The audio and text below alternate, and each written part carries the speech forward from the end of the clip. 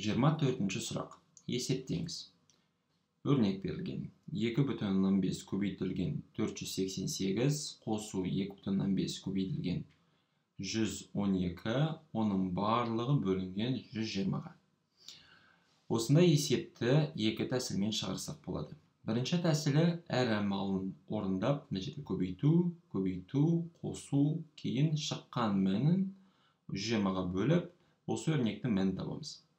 Бірақ ол ең тиімді, ең рационал тәсіл емес. Осы жердегі ең тиімді тәсіл ол ортақ көбейткішті жақшаның сыртына шығару. Жаңа қараңыз, мына жерде 2 көбейткіш бар бірдей. 2,5 көбейтілген 488 және 2,5 көбейтілген 112.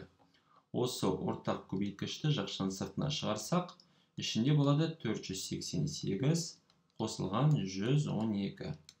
Және астында мына жерде 120. Осы жақшада шығады 600. Және мына жерде оңай оларды қысарта аламыз. 120 және 600 қысартылады 120-ға, мына жерде 1, мына жерге 5. Енді 2,5-ды 5-ке көбейтсек, шығады мына жақта 12,5. Осы өрнектің мәні тең 12,5-ға.